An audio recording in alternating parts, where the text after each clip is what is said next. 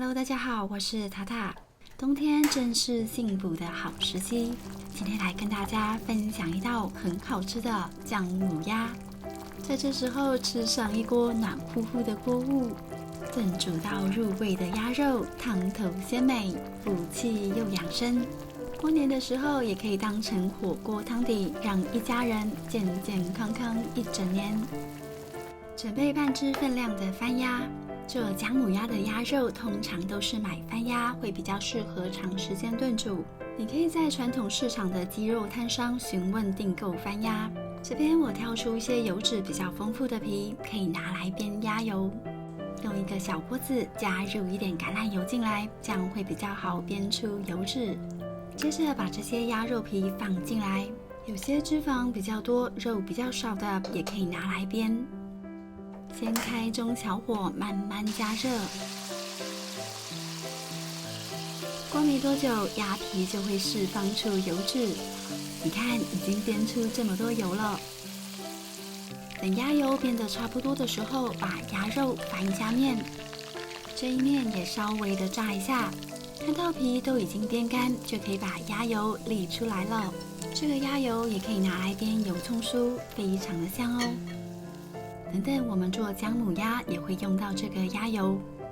这个煸鸭油剩下的肉块不要浪费了，把肉剪成小块，不用沾任何的调味料，意外的好吃哦。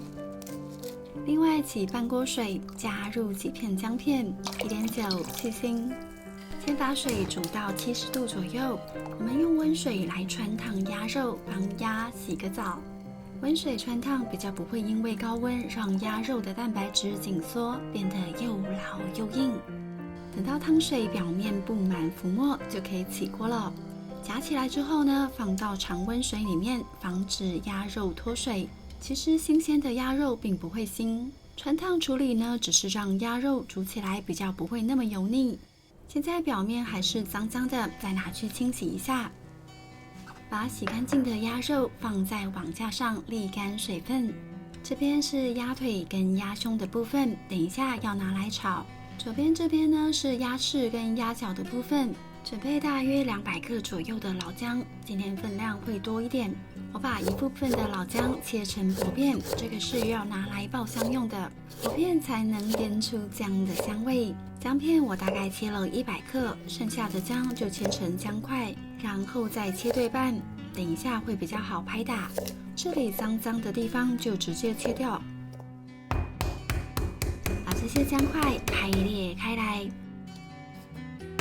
像这样拍得扁扁的，让姜的味道释放出来。姜的分量大约150到200克，可以随喜好做调整。我不会把姜皮去除掉，因为姜皮是寒，姜肉是温补，两者在一起才能平衡。好了，材料都准备好了之后，就可以开始来煮了。我今天用的是24公分的铸铁生汤锅，用细火慢炖的方式来炖煮。把刚刚的鸭油舀3大匙进来，不要觉得多，油脂不够也会不好吃哦。开中小火加热。油还没有热的时候，就可以把姜片放进来了。用中小火慢慢的加热，煸姜片千万不要急。一开始姜片会释放出水分，姜片呈现起泡的样子。我知道你现在会想，为什么不用麻油来煸？其实麻油不耐高温，用动物自己身上的油脂是最好的。好了，现在姜片已经煸到像这样干干的样子，这时候再把姜块放进来翻炒均匀，跟锅里的油混合翻炒一下。姜块主要是拿来炖煮，让姜的甜味渗透到汤里。接着把鸭肉放进来翻炒，这里呢只放鸭肉跟腿的部分，充分的翻炒出香气。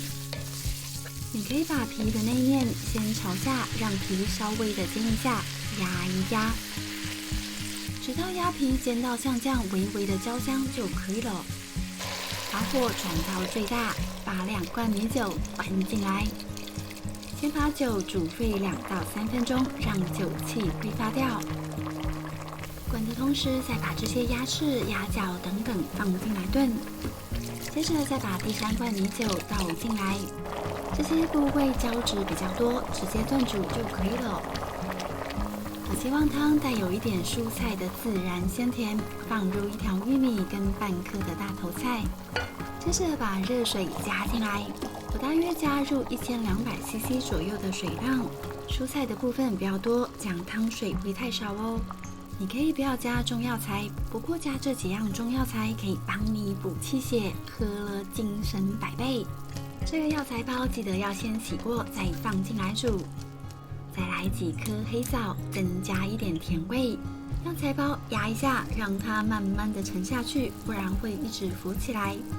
汤上面现在有一些油，不要急着去捞掉，让它跟汤一起炖煮，这样汤才会好喝。